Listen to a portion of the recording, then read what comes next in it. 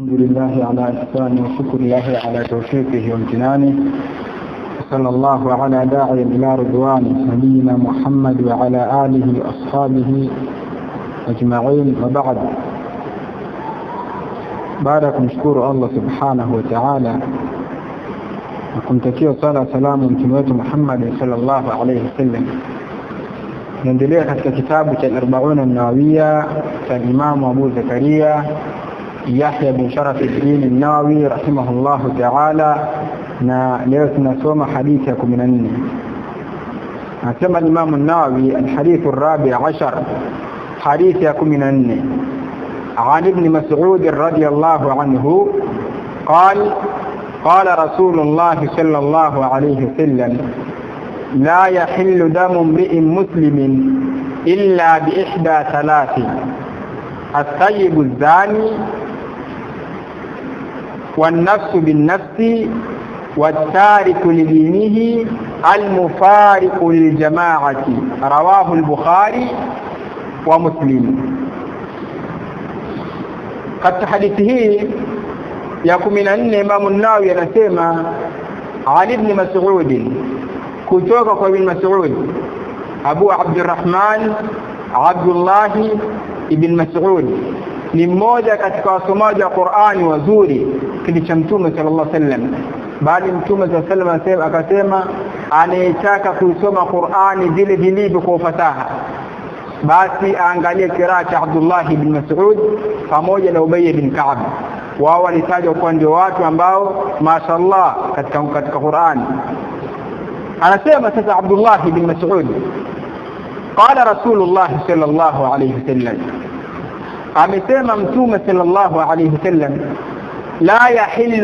la yahillu damu mri'in muslimin, sio halali damu ya mtu Muislamu damu yake kumwagwa ni haram, illa bi ihda thalath, isipokuwa kwa moja ya mambo matatu.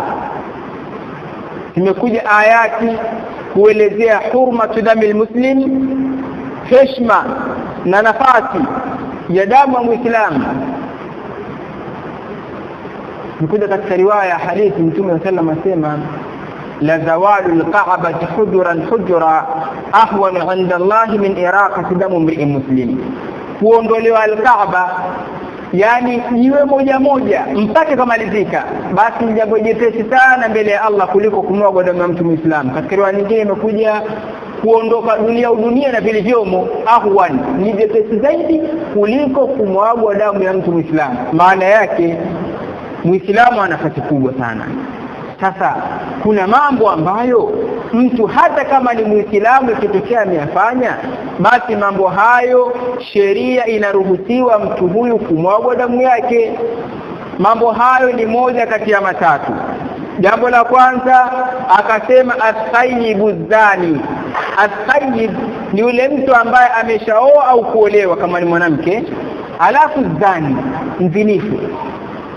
Mtu alishaoa au kuolewa, basi mtu huyu hukumu yake inaruhusiwa kumwaga damu yake, maana afanywa rajul, anapigwa mawe mpaka kufa. Lakini hili jambo sio kuwa watu tuamue kujichukulia mtaani walifanya wao kwa sababu mtu fulani amezini tumkamate tumpige mawe. La, jambo hili ni jambo ambalo lina mafungamano na hukuma, uongozi, sio la mtu binafsi au kikundi cha watu kaamua kufanya hivi.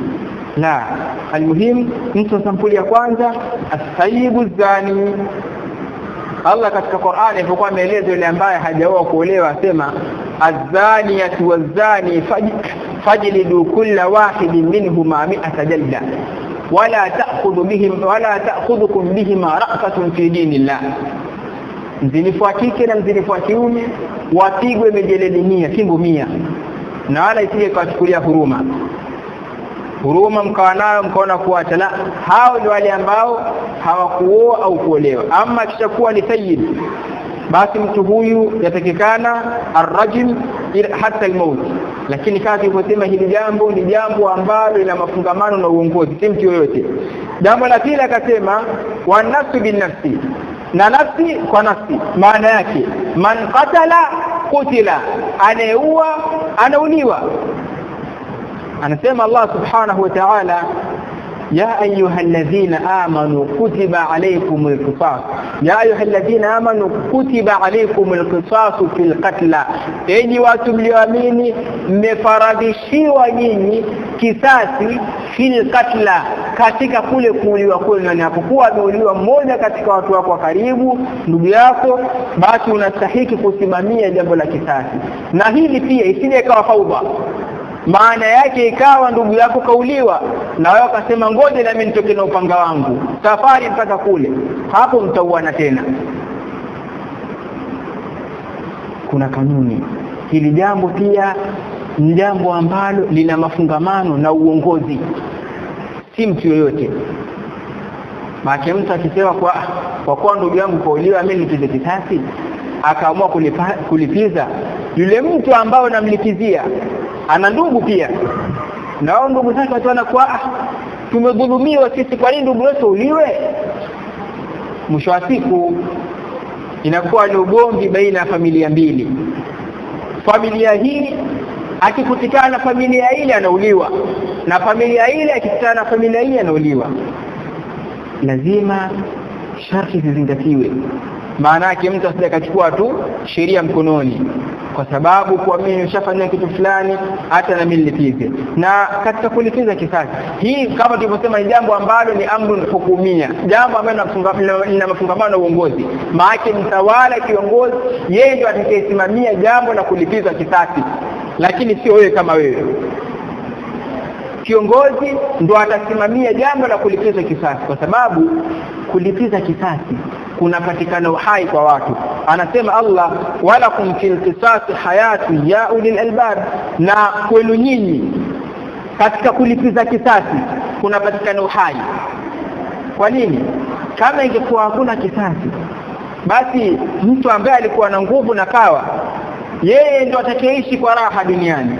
Lakini kishakuwa na kisasi, basi hata kama mtu ana nafasi gani akiua, jambo likamefika kwa mtawala, kiongozi atasimamia jambo hili na atamtaka yule wali wa maiti utakulipiza. Na semaje kuhusiana huyu auliwe na yeye, sikaua ndugu yangu, sheria inapita kwake.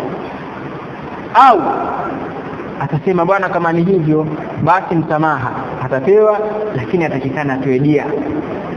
Dia ni ngamia 100. Tena Allah anasema, wama kana limu'minin an yaqtula mu'minan illa khata'a wa man qatala mu'minan khata'an fatahriru raqabatin wa diyatun musallamatun ila ahliha. Hai kwa mu'min kumuua mu'mini mwenzake isipokuwa kwa bahati mbaya. Yaani mu'min hataki kumuua mwenzake. Ikitokea sasa mtu kaua kwa bahati mbaya, basi mtu huyu fatahriru raqaba, kwanza muache mtumwa huru. Hii ni kwa ajili ya Allah kumwacha mtumwa huru, lakini pia wadiyatun musallama, na atakikana atoe dia. Dia ni ngamia 100. Sasa ishikilie ngamia 1 shilingi ngapi? Umemuua ndugu wa mtu kwa bahati mbaya, ngamia 100. Moja shilingi ngapi? Kule bei rahisi labda shilingi milioni 5 mara 100. Bila shaka watu wataacha kufanya uzembe. Wale waendeshaji wa vyombo, ima iwe ni magari, pikipiki na vyombo vingine, tahadhari lazima iwepo. Maana yake mtu anapokuwa anaendesha chombo, kabeba mtu au hata kama hajabeba, yeye atembea njiani, kuna roho za watu. Ikitokea akamgonga mtu akaua, huyu kaua kwa bahati mbaya.